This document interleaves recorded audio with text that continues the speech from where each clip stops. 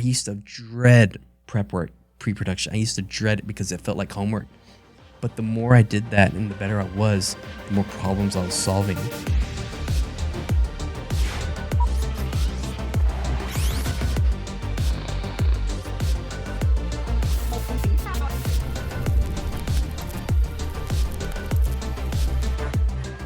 Welcome back to another episode of the Rough Cut Club. I am your host, Joey Nicotra, here today with my man, 50 grand, Mr. Shane Wright, Zammer Shane. Dude, we just took some time off, and for those that are actually fans and whatnot, we appreciate you going through a little hiatus with us because, to be honest, just so you guys know from a back-end perspective, we needed a little bit of downtime to catch up, one, on just a crazy season of production work, but then also going through and trying to plot out and make some changes for the Rough Cut Club and building a production studio here at our offices. And so we took a little bit of downtime to get caught up on life and business and work and are finally back with a really exciting episode and guest today. Man, it feels good to be back in this chair with you, man. It does, man. It's been a minute, but yeah, that studio, the business calls and life called a bit, but I'm excited about the changes. Hopefully you guys like some of the new updates we put into this episode, and the guest today, like you mentioned, absolute fire. Yeah, he was great, man. He's dude, it's always great when we have a local here that we get to connect with, honestly, just for our own selfish gain. But this guy is a monster director and editor and has done NFL spots, multiple regional Super Bowl commercials. He's done, tons of short films, and just his commercial work is honestly some of the best I've probably ever seen. Dude, this guy studies film. I'm feeling like I got to go back to research and development again. Yeah, man. He also introduced me to a new term called rips, and he makes rips for film, which essentially, you'll see what it is in the episode. But I was really fascinated with the level of detail that he goes to already pre-create his story, and then really diving into how beneficial it is to have a sandbox that you have parameters to work within and how that creates creativity. And man, just a really, really awesome filmmaker here locally with honestly a standout episode for sure. Well, without further ado, let's roll the tape. Welcoming to the show our latest and greatest Rough Cut Club VIP member, Mr. Matthew Rojas. Matt, thanks for joining us, man. Thanks, dude. I appreciate it. I'm glad to be here, man. Dude, yeah, we are stoked to see you, man. We randomly came across you, I would say maybe a month ago or less. Okay. And I was immediately blown away with the quality of the work that you had already done, this crazy catalog of clients and projects that you have done. And I was like, dude, this guy is absolutely crushing it. So we are stoked to have you in the studio today, man. Dude, thanks for Well, and I don't know how we did this, but we definitely all coordinated what we were going to wear today. Dude. We got the black hats on, the black shirt. Yeah, clearly our wardrobe reflects. Ready to go roll one in the studio after this, exactly. so we're ready to go. Yeah, that's awesome. And I think Shane and I were actually talking about this earlier before the episode started, but I think you guys actually have worked on a project without even knowing it. Yeah, so Bella's our producer and pulls together this great R&D. We look at all your work, like Joey said, awesome stuff. Saw some of our mutual friends, in your commercials, names of the crew, and I've heard your name before. And then, did you work on 11/22/63 when it was in Dallas? No, that was interesting. I was working for a church at that time, and they said, hey, I think he was our go-to key grip gaffer, and he said, hey, we can go visit set if we want. And we just thought we were gonna see it. No, we were walking amongst everyone. And we were Franco was there, everybody was there. It was such a trip. So I was on that set. I was just a production assistant, PA. So I had my company going on already, and I was I want to see how Warner Brothers and Hulu does this. Oh, dude, it's and so James Freight, same thing. You know what I mean? And we locked down 4 blocks and it was surreal. And I'm a big fan of history, and so even just touching that subject, I'm just my mind was just like Yeah, the whole yeah. time. But seeing techno cranes and then seeing like the cars parked and staged and the people in the outfits. I mean, you were generally like in 1963 at least for that. Yeah, I saw that post. I was like, "Oh man, we worked on the same project." Okay, You know, that's awesome. I wish. Hey, James Franco and I though, yeah, definitely locked eyes with him for a little bit. Made it really awkward. Probably totally messed his flow up, but That's I was like, "This is my moment." So yeah, that's great, man. Well, we're stoked to have you on the show today. Yeah, man. So just to kick this thing off, bro, give me a little bit of an intro into like who you are and what you're doing in the film industry now. So yeah, I think I'm still trying to figure that out. Aren't we all? Yeah. No, I'm just a freelance commercial director, and then I definitely when there's time to do short narratives or the goal for me is just definitely like make features, and that's what my calling was to begin with, but I kind of fell not knowing like just into the commercial world and being somewhat like connected to like just ad world too, because coming from college.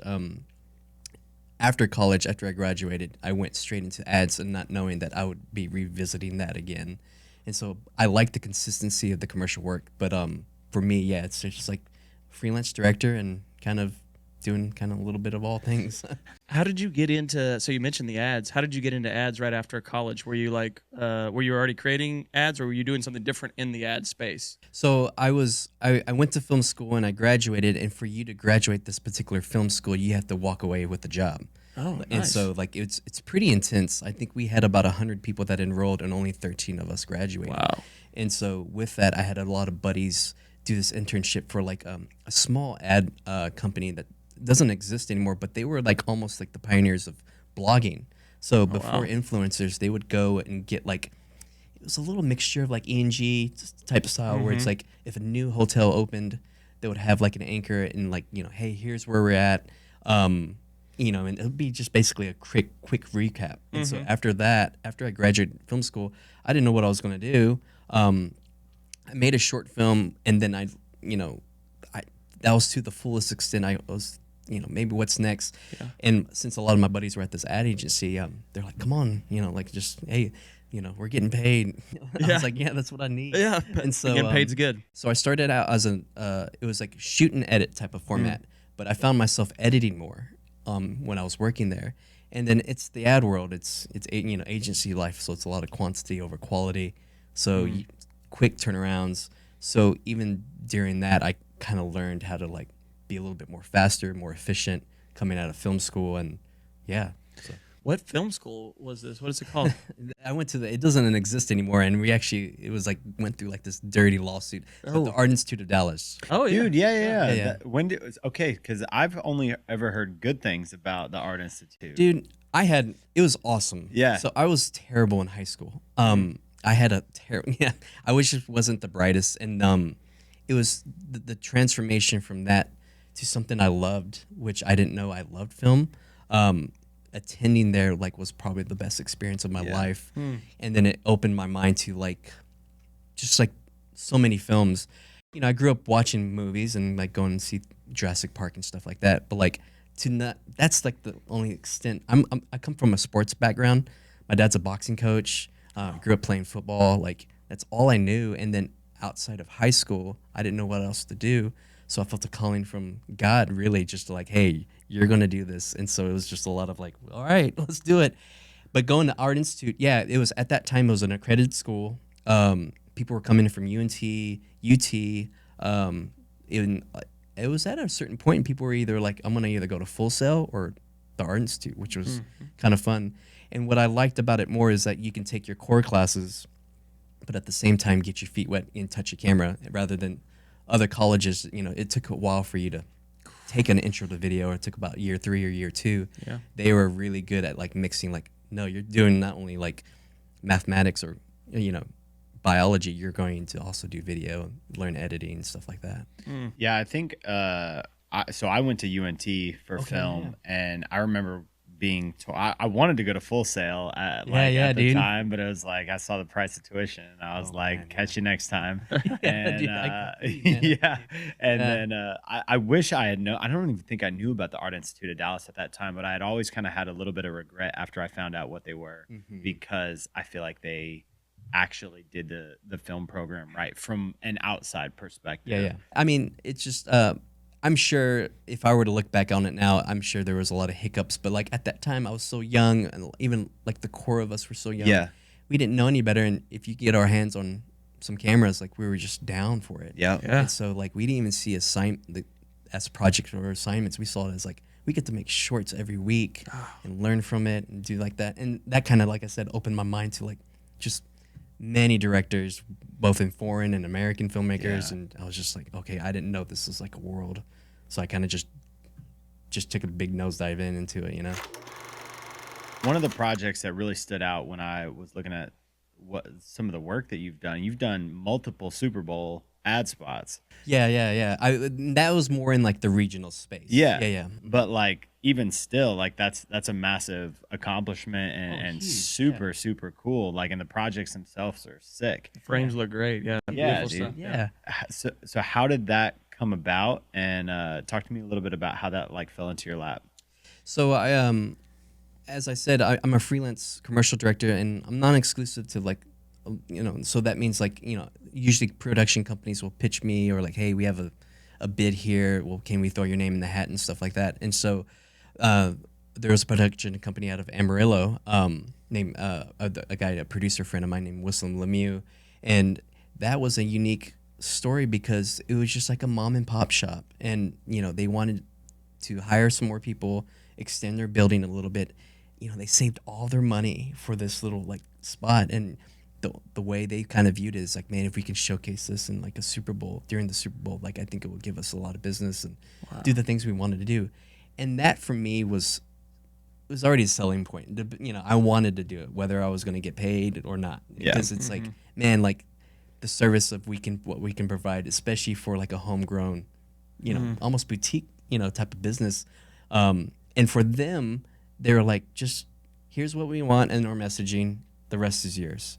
So with any client, whether big or small, I'm going to treat them, you know, and serve them the best of my ability. So we did a treatment. A buddy of mine wrote the voiceover for it, and we kind of did it. And out of the success of that, I mean, their business blew up, quadrupled, where they have multiple garages now.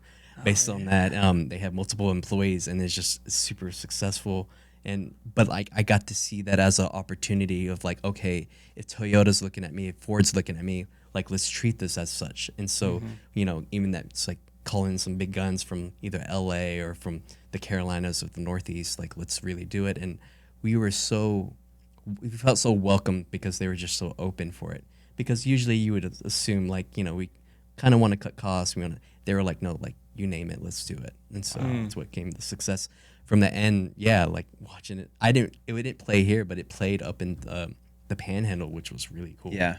And you edited that project too, correct? Yeah, I edited probably 90% of my projects. Yeah. 95% of my projects. Wow. Yeah. You hear about directors that like to be involved in the edit and whatnot, but I don't feel like the majority of commercial directors are like the primary editor on a project. And so I'm interested, like, do you find that you're more in tune with how the final product, I mean, obviously, like you're in tune with how the final product comes out, like being the director and the editor, you're really controlling the story, but like, has that always been like your goal to be the editor on most of the projects that you direct? No, I mean, that's a good question. I think that came from when I worked at that small agency because they would go out and hire shooters, and then we would kind of clock in at like Friday at night and do a turnaround for Saturday morning or like get stuff ready for Monday. And I would get frustrated because there was no real exact plan. They were just kind of spraying up the place, like shooting. It did, you know, even some of them didn't have the idea for basic coverage of like, man, I don't even know where I'm at. It's like we're done a bunch of tights. There's no like wide shots or establishing shots. And so I had told my boss at the time, can I just shoot more and can I just edit more? Because I knew what the client wanted. And so I did that, and over the course of time, subconsciously, I was like, oh, I'm really shooting for the edit. Yeah. And so I kind of took that in my work, and even in all things, even if I'm not an editor, if I sign something that's like because usually depending on what the client is, they'll have their own post house or they'll have a partnership with another post house. What I try to do best is I'm thinking like the editor the whole time. even if it's like during lunch or something, I'm pulling up Premiere and like making sure it's spliced, it's connecting well, feeling well. It just kind of just comes to me. And I think it's kind of helped as well because, time is money. And especially in like in the commercial world, it's just like, so it's like, I have to be exact in my delivery and in my execution. Maybe like, hey, instead of doing a dolly move, this can make sense in a 2-shot, or we can do this. I can just think quick and I can cut it in my head. And usually a lot of my pitches or my treatments, I've already kind of cut it. And so I'm always like, and that gives me the opportunity to think of texture. Gives me opportunity to think of like pacing, but also to like allows me and my DP to really kind of talk through like, hey, like this is a great idea. Like, I know you want to do, but like, let's maybe get it in one take, or let's split it up. And Yeah. So long story short, I think in that working at that agency, I learned like, oh, I want to shoot for the edit. And for me, it's like efficiency and like do your job and go home. There's a school of thought that says, like, if you're an editor that's not on a project, it's really great for you because you're totally unbiased about every shot, right? Yeah. And so, like, if you spend 2 hours on one shot, but it doesn't serve the story well, an editor that's not biased won't use that shot, but somebody who's biased to that will use that shot. How do you feel about that school of thought, being an editor that edits all of the work that they shoot? Well, I mean, being a director editor, there's a double, that is being a double-edged sword. So I'll try to make an assembly of like, it's like must-haves from a director, and then I have to like, die to myself a little bit and be like, that has to go, because that doesn't serve. Yeah. And so there's plenty of things I've shot where it just ends up on the cutting room floor, and I'll usually make like a director's cut, but like kind of even watching some of my favorite filmmakers with their director's cuts, it's like I could see like they're just kind of flexing in small ways. Yeah. It didn't really necessarily serve the story. And so it's tough, man. And then sometimes I have to kind of get out of my space, maybe take like a day and then go back in. And it's like, what were you doing? And so, and at film school kind of taught me that it's kind of see things as an audience. Yeah. Like where I don't know if it's an ability, but I can get outside of myself as a viewer. And then too, I kind of show my wife or show friends that are not in the film industry, and I'm watching how they are reacting. And I was like, I knew that didn't work, and I can see their face it didn't work. Or even with a client, I'm like, I'm taking that out. Yeah. As much as it looks cool, we probably spent a lot of time on that shot. It has to go.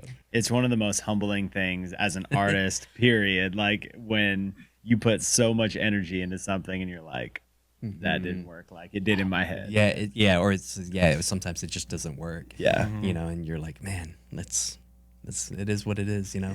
But like I said, whatever's serving the story, that's the ultimate goal. Or serving within the commercial, if it's serving the brand, Right. That's kind of the constant question I ask myself. But also too, like I lean on, and another humbling thing is like leaning on other editors and directors. Like, what do you think? And man, I hate it's a weird feeling. It's like showing your cards. Yeah. But like I truly believe collaboration over competition. Yeah.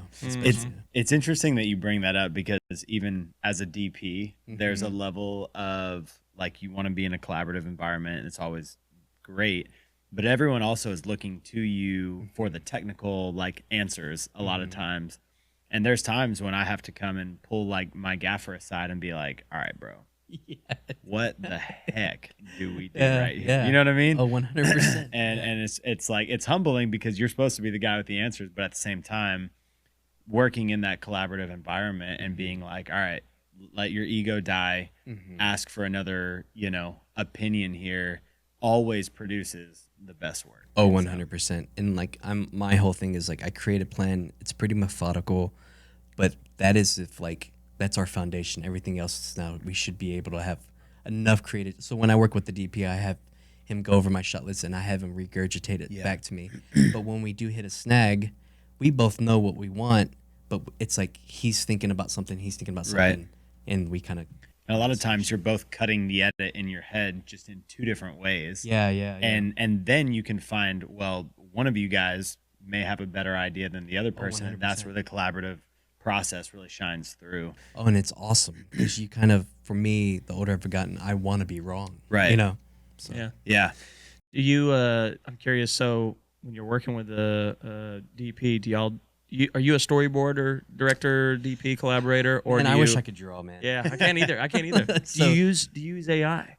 no, I haven't used. I've only used AI like Mid-Journey for like pitches for Yeah. like, for mainly, but for my shorts. Oh, okay. If Yeah. it's like an idea that hasn't been like fully, everything's kind of been done. Yeah. But if I'm really kind of narrowing down a scene, I'll use Mid-Journey and stuff like that. But for me, what I do is I'm very methodical within my shot list, like everything to down to the lensing. Where I lean on my DP a little bit more is the lighting specifically, and I kind of give them movies to watch, or I'll give them references. Yeah. And then what I'll do is that has been a super huge success for me is creating rips, which is basically ripping. So make the shot list, and based on my references, I'll actually put together a sizzle, if you know, and I will make it with the temp music that I'm thinking about, with some slight sound design, and I'll export it out. And not only so my DP will have a shot list, he'll have a rip, he'll most likely have a playlist of like the mood I'm kind of thinking of, and then that's where it's like, all right, dude, tell me what you feel, you know? And Yeah. so, and I've noticed when I did the rip, I kind of share that once it's all kind of like, oh, I get what you're doing. I know what we're doing. And even if the context of that move or the clip is not relative to the brand or what we're doing, I'll have information at the bottom, like just watch for dolly pushing, you know, or like, I love this parallax, or I love this converging shot. And so once all that's kind of, everybody, my DP's feeling it, I share it with my keys. So my key grip, my gaffer. And I've noticed within that process, or of course my producer, I noticed within that process, everybody feels now, oh, I know what this guy's doing. Now it's open up for collaboration, to where, hey, if it's a lighting situation, I'm trying to do, we're low. Remember that scene in West Side Story, or it's the Spielberg's West Side Story, and it's in my rip, and they're like, I know exactly what you're talking about. So let's light it here. Let's do this. Let's do that.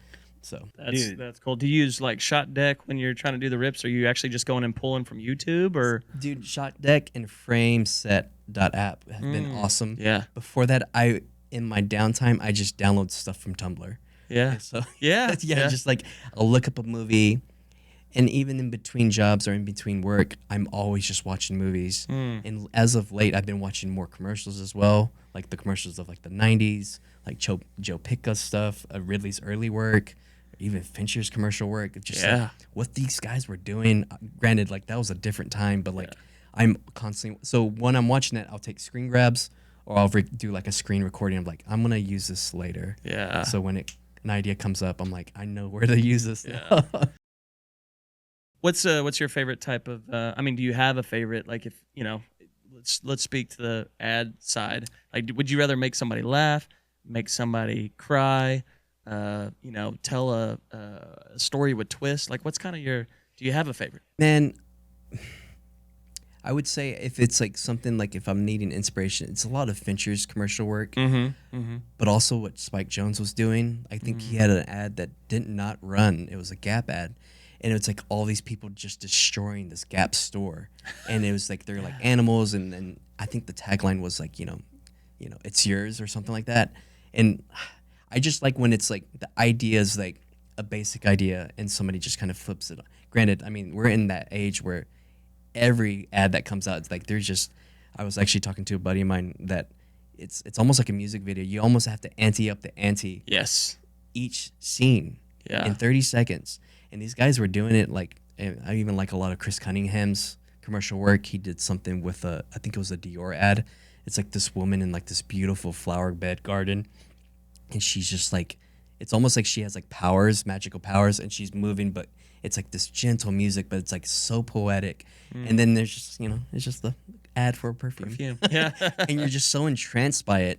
And I was like, man, that's rock smart. So it's like little things like that really kind of like, oh, that's a unique. And I'm really more like my interest is in more of the director. So I'll find a director I like, and I'll just dive into his work, whether it's good or bad, because I'm trying to learn like his influences, and then I learn about his influences, and I find somebody else, and then I learn about theirs, and you're kind of going down this nice rabbit hole to when you're watching ads, you're like, I know exactly what you're doing, dude. This is so great. Yeah, that's awesome. Dude, as somebody who's studied other people's like directing work the way that you do, what are some of the most important aspects you're trying to bring to the projects that you're serving when you're directing a project?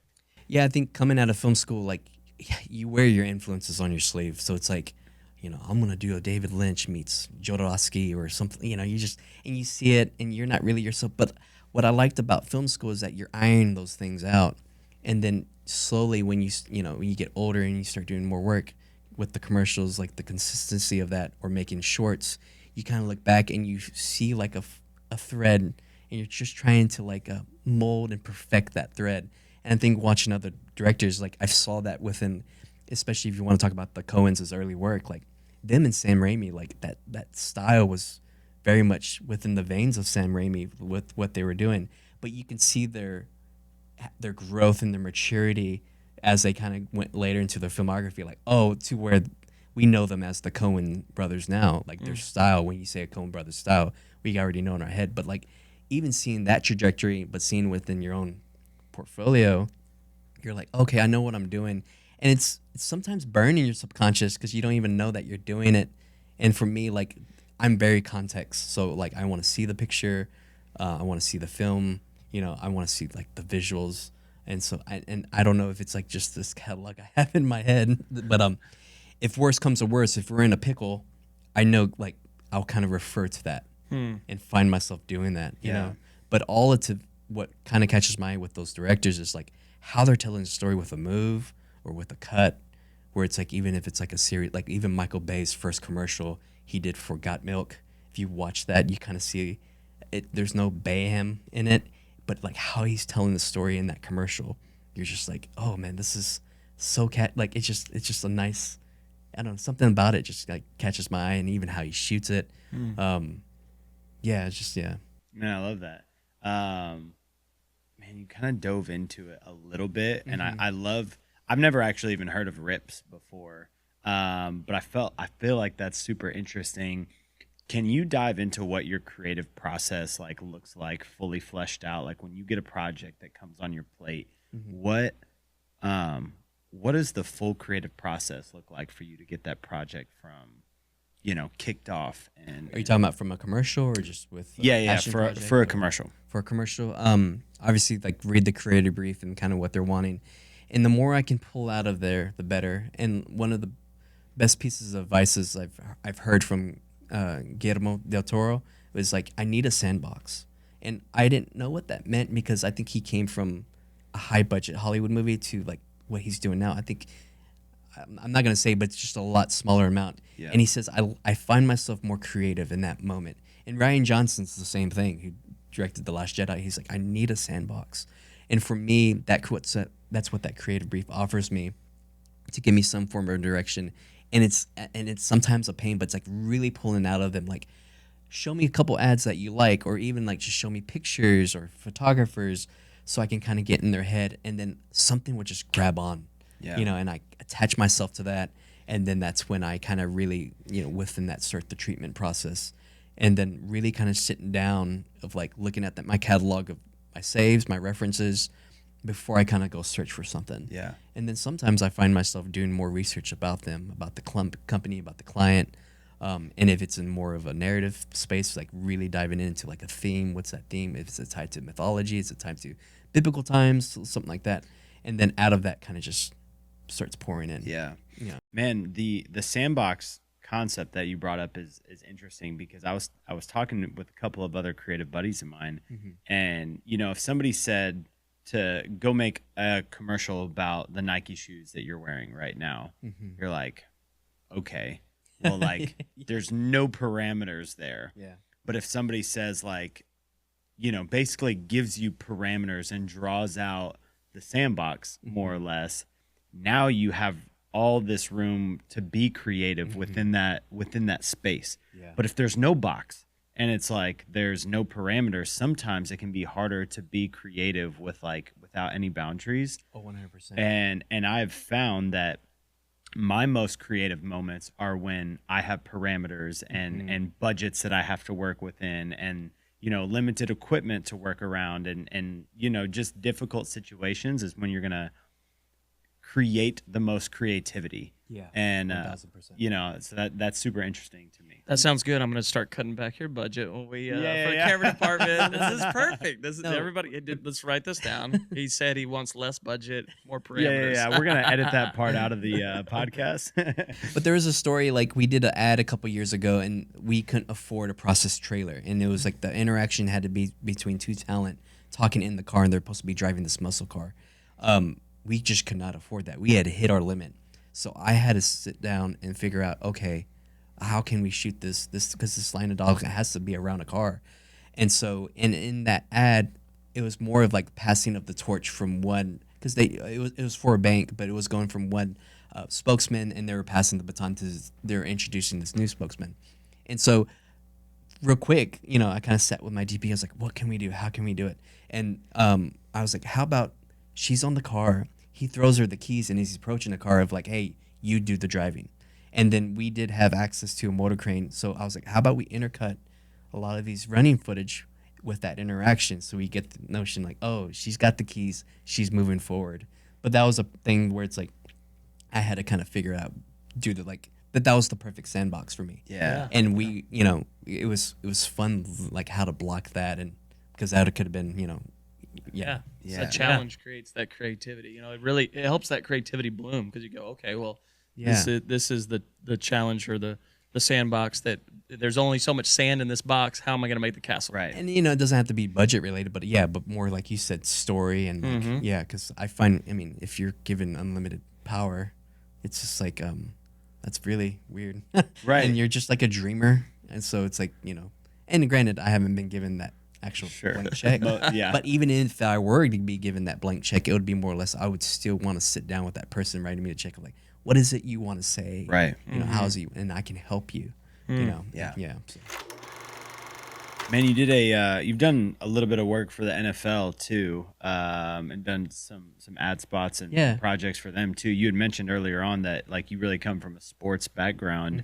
Tell me how like those projects, kind of like how you wound up getting involved with NFL for some Well, I projects. did one NFL one years ago. It was for the NFL Draft Academy. Yeah. We covered Shaquem Griffin. He had one hand, and so he came from UCF, and that was more in the doc space. And so it was kind of following him and his journey to like up until draft day. And so that was kind of cool. And you know, you're kind of not trying to like be like starstruck, because it was actually, I'm a big Dallas Cowboy fan. I mean, I hate to say it, but he had a special awards ceremony. But even in that, kind of like still focusing on story and like not being, you know, starstruck, but like what's, you know, and finding the meat of it. And man, docs are hard, dude. Yeah, no you know, doubt. especially after that job, I was like, man, I want. It's like, I think there's a certain part of somebody's brain that can operate like that, and there's some genius stuff behind docs. But man, that was quite a learning experience for me. Yeah. And then like bump into that to like doing like, you know, an opener or a commercial for an NBA team was really cool. Just like, yeah, I'm a sport. I know there's a kinetic movement I like.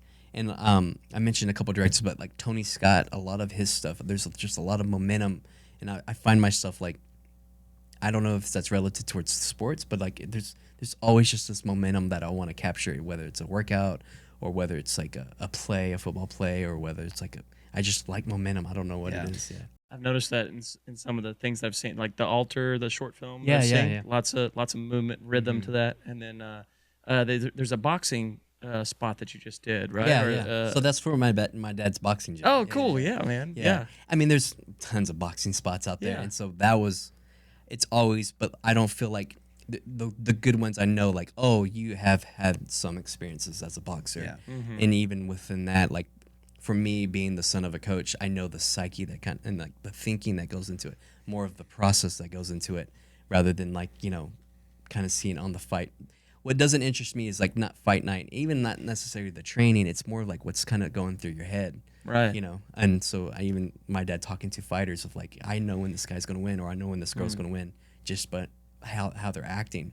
And I find that just so fascinating. How can I get inside? You mentioned the Altar, like even within that sequence, like we did some DMX operating, where as it got more intense, it changes because, you know, there's that saying, you see red, you know, and like showcasing that like in an outward. Yeah. Since, Yeah. so.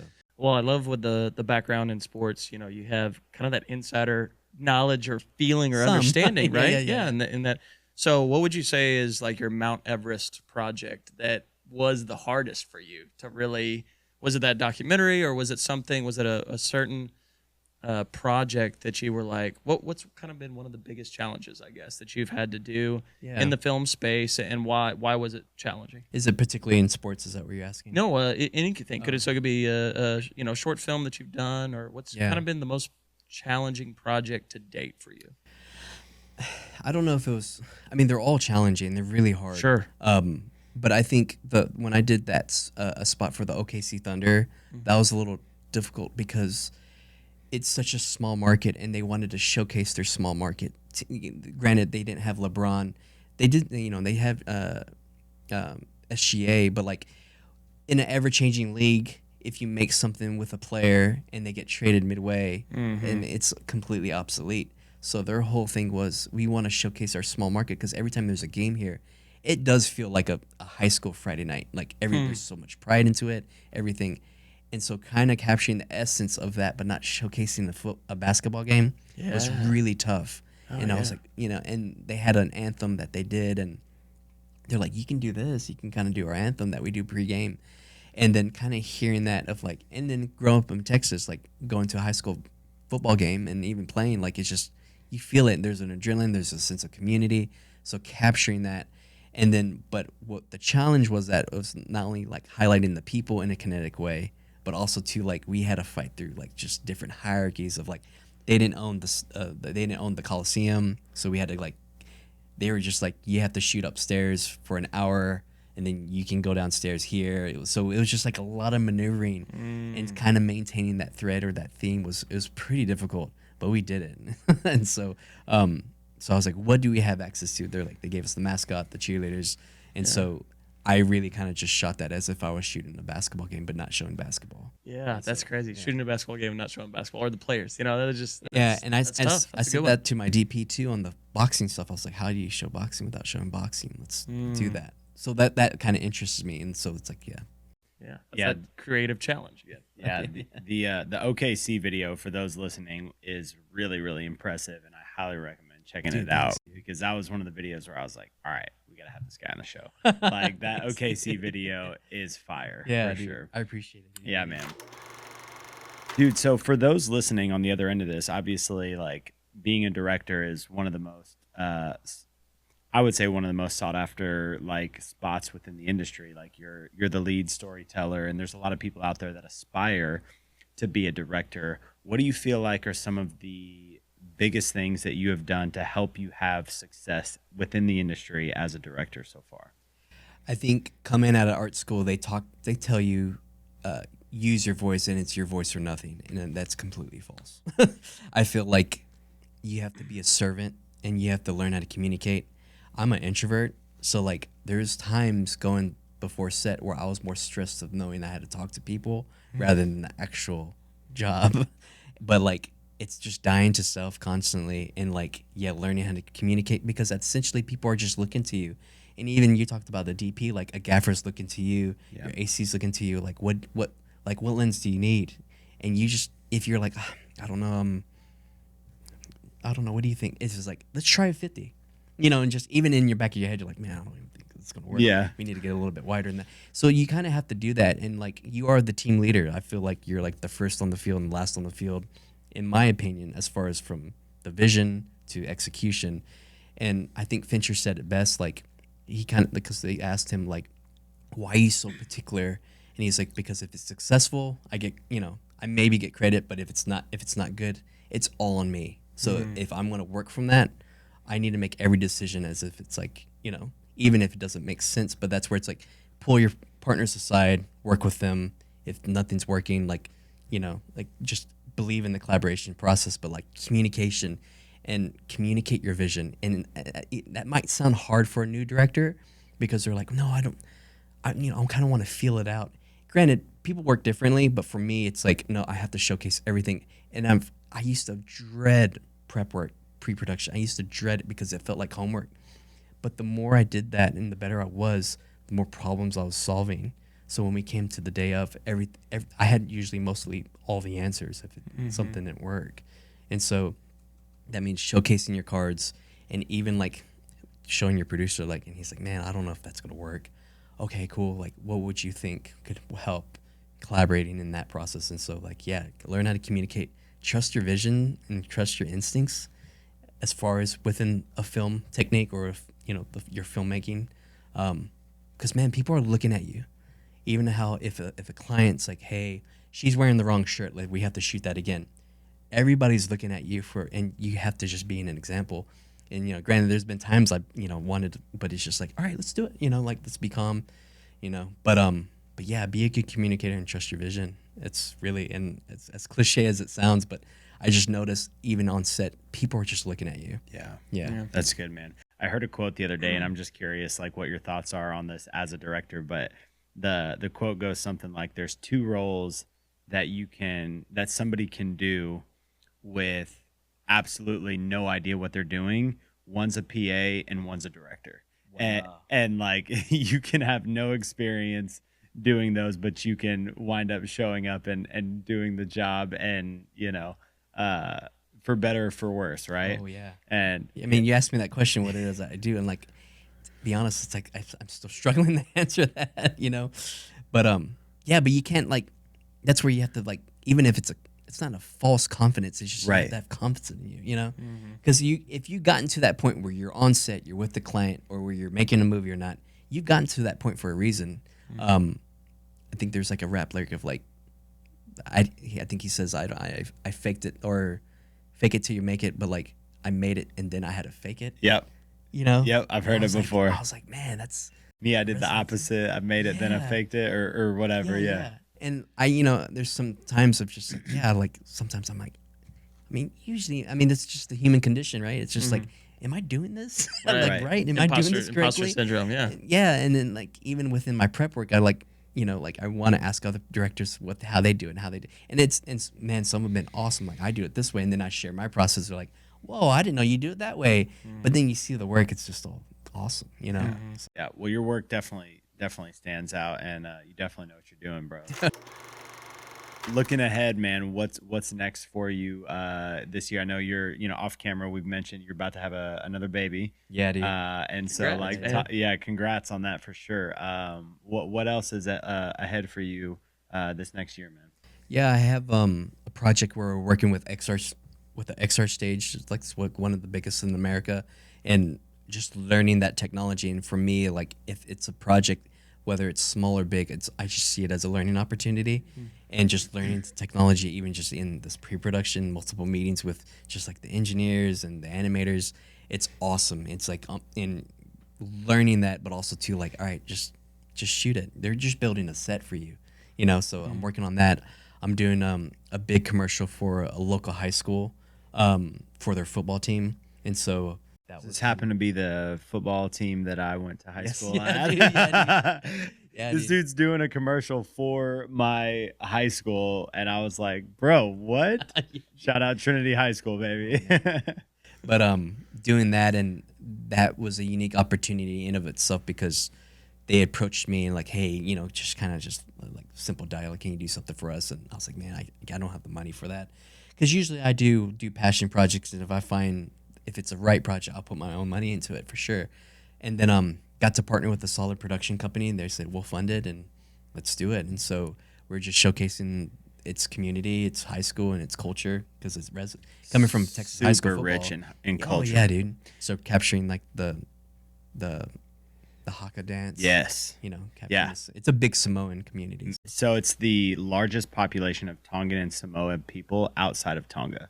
That's crazy. Like they literally all moved here years ago and like made this their home, and like everyone in the city is related. It's wild, and their culture is like, they brought so much culture to our high school. It was so sick. Like they're walking around like playing music in the hallways, like got the ukulele in their backpack, and it's like just Hawaiian culture. Like it's so sick. But then they're like ferocious on a football field, and like have this war cry that they do before they go onto the football field. It's so intimidating, because we played in high school. I went to South Grand Prairie, and them walking out of the bus and then doing the dance, and these guys are just massive. Massive. But they're big teddy bears. Like, 100%. Off the field, they're like the coolest 100%. guys I've ever met. Yeah, they're like the nicest, meanest people of all time. Meanest on the football field, but like the coolest. And like for me, like, okay, that was interesting to me because it's like I'm not doing a football ad. I'm literally just I'm incorporating that culture. Yeah. And football just happens to be in it. Yeah, dude, I love that, man.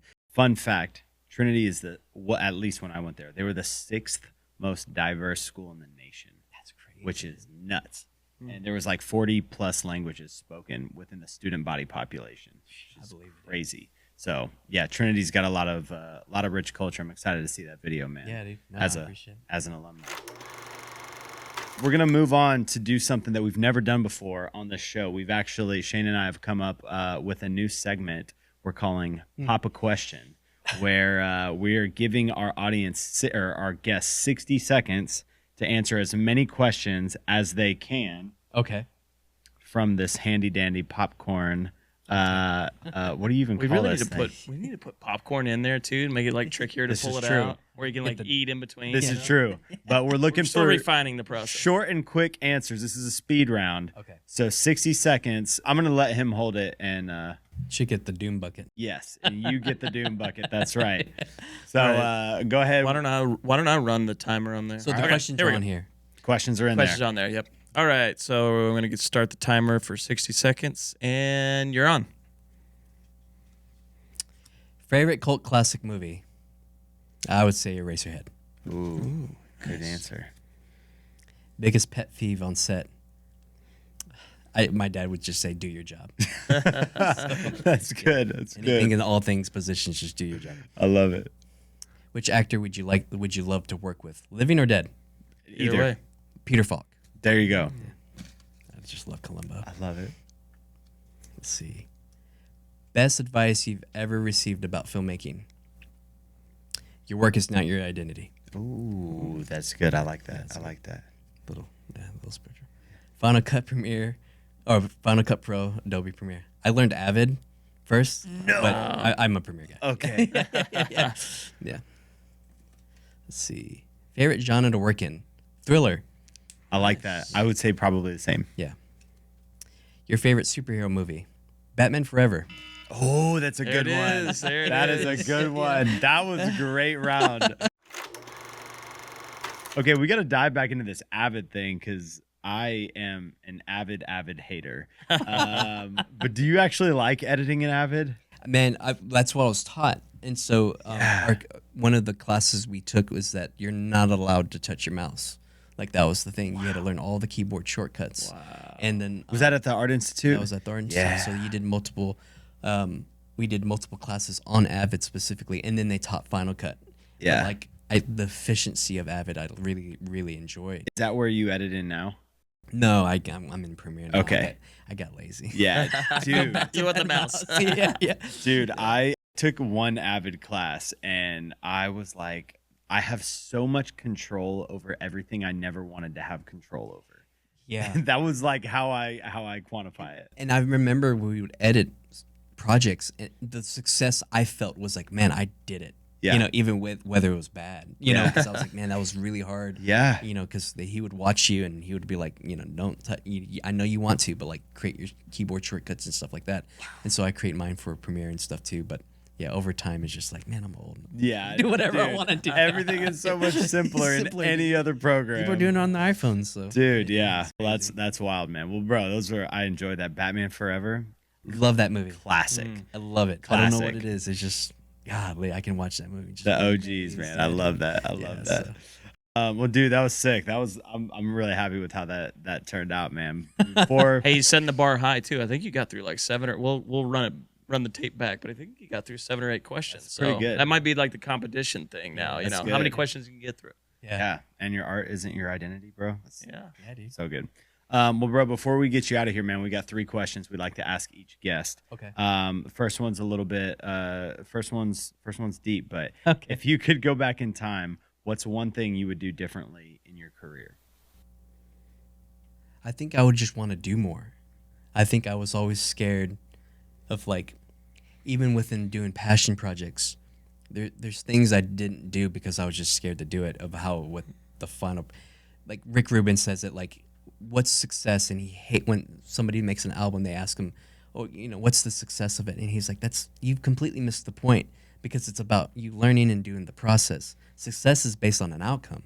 And for me, I wish I did more. Like, I was, and granted, I was limited to like budget restraints and stuff, but like there's sometimes part of that film school that I remember, especially with me and like 3 other guys, we would just go and just make stuff, and we weren't looking at our phones, and we would just try things out, listen to a bunch of Radiohead, and just like make stuff. And like, I don't know if it was just, I think within social media, you're really trying to like ante up raise the bar, and you see other people raising the bar, but like, get that outside and just create, man. You see pictures of Picasso, and he was just being in his studio, just painting. Just exercising that gift. And so I wish I'd just done more in some ways. Yeah. Beautiful. Super good, man. What is one piece of advice you can give to filmmakers trying to grow in their craft or their business? Don't be afraid to ask like people that you look up to. Some of my good mentors is just me reaching out through Instagram, and you think that there's like a form of separation, like, oh, he's just not going to answer, he's just too cool for me, or she's just too cool for me. I've been shocked of how many have been like, here's my number, what is it you need? The film community is so they're so loving and supporting. And if you kind of get outside of like, again, social media or this facade, I have been so shocked of just like, man, if I had not ever asked him a question, or like, hey man, I'm kind of stuck in a rut, like, can we kind of talk, and do it on the basis of like, you're not asking for anything so I can know you, and right. Like, it's like you're genuinely at a place of like, I just need some advice. I've been shocked of how many directors, even like buddies of mine that have done huge projects, they're like, yeah man, like, let me know, like, here's my number, and next time you feel that way, like, let's talk about it, so Man, that's super cool. I've had similarly a lot of success with just a cold Instagram DM to people that I have no business talking to. And they're like, even guests that we've had on the show who were like, hey, do you want to do an episode and spend an hour together, like just chatting? And they're like, yeah. And I'm like, we did it. Okay. Okay. Yeah, dude. No, 100%. Yeah. So like, awesome. That's the best. Yeah. Don't be shy. And there's no, I don't know. There's no, get over that facade. I guess. Yeah. Love it, man. Final question for you. And I'm going to slightly change it. Who is one director who has inspired you or your work? Why, man. I'm not going to say him because he's gone through some controversy as of late. I'm going to ask about it off the record, though. No, dude. I think the older I've gotten, it's probably been leaning a little bit on John Cassavetes. Okay. And it's so different from what I like. But he made this movie called The Killing of a Chinese Bookie. And it just opened my eyes of like, you know what? Outside of this technique. And he just went out and did it. And he that asked no favors, he just went out and did it. So I like that attitude. It's really punk rock. And so I liked his style, and I liked his attitude, and kind of getting people like Peter Falk and himself and movies and stuff like that. But I really admire him. But man, of course, as cliche as it sounds, I learned a lot from Fincher. Yeah. I love as far as his films only, not who his personality is, but what he embodies as far as just constantly pushing the boundary. Because at that time, people were trying to figure out who is the next Ridley. And he took a lot of inspiration from Ridley's inspirations as well, Fritz Lang and stuff like that. And he was implementing them in music videos, commercials. And man, I'm more attracted to his old work rather than his features, because he just had an eye for composition. He had an eye for pace. Even if you watch his movies now, there's just cut like butter, man. Yeah. And there's a certain control he has. Yeah. And everything has been a decision that he's made. Yeah. One of the things that I thought you were gonna say Fincher when I asked that question. One of the things that I was really blown away with Fincher is how he develops characters. And like the level of detail that he goes into with like giving his characters character. He did, I may have shared this on this podcast before, but he did, I think it was The Killer, that movie. It came out like 2 years ago or something. But one of the details that he gave him was that throughout the entire film, I don't want you to blink. The killer doesn't blink. I think so. And it like has to do with like a nuance that he wanted the audience to feel when they're watching him as a character, with like how focused and crazy he is. And I was just like, that's such a interesting detail and way to develop a character. And that's just one of the many examples, like, you know, Fight Club and everything, you know, all the other amazing like films that he's done. I'm just like, you know, and he's tied into the camera. Like, he knows how to move the camera so well. But man, Fincher's a G. Even one of my favorites is, I was very interested. Top 2 from him, and it's just, I'm not trying to like, but like, I love Panic Room and Alien 3. Yeah. What he was trying to do with Alien 3 was just nuts. And then Panic Room, I watch that on mute sometimes. Wow. Just the blocking. Yeah. I mean, that's a silent film in some ways. You can watch it mute, and I've watched it multiple times on mute. And I can just, like you said, character, movement, blocking, staging, everything. He's just the master, dude. He's a master. He's the master. He's just showing off every time he does anything. It's ridiculous. It's so great. Yeah. But, he's a big influence. Yeah. That's awesome, man. Dude, well, thank you so much for coming by the studio today, man. This has been a fantastic episode. For those that want to get connected with you, what's the best way to get in touch? They can just follow me on Instagram, or they can go to my website. So my Instagram's at Matthew P. Rojas, and then MatthewPRojas.com. So awesome, man. Well, dude, your work is truly phenomenal. I'm stoked to just be connected with you here in the city again, man. And so we appreciate you, and thanks for taking some time to do this and drop some gems on the Rough Cut Club podcast. Yeah, man. I appreciate it, bro. Absolutely, man. Well, for those that are still listening, we'll see you next time on the Rough Cut Club. Peace. And that's a wrap for today's episode. If you're still here, you're either obsessed with filmmaking or love hearing us talk, and honestly, we're cool with both. So thanks for tuning in and being a part of our Rough Cut community. If you enjoyed this episode, be sure to follow us on our socials and subscribe so you never miss out on future content. And if you have a moment, we'd love for you to leave us a review. It's kind of like giving us an Oscar, but helps us reach even more awesome listeners like you.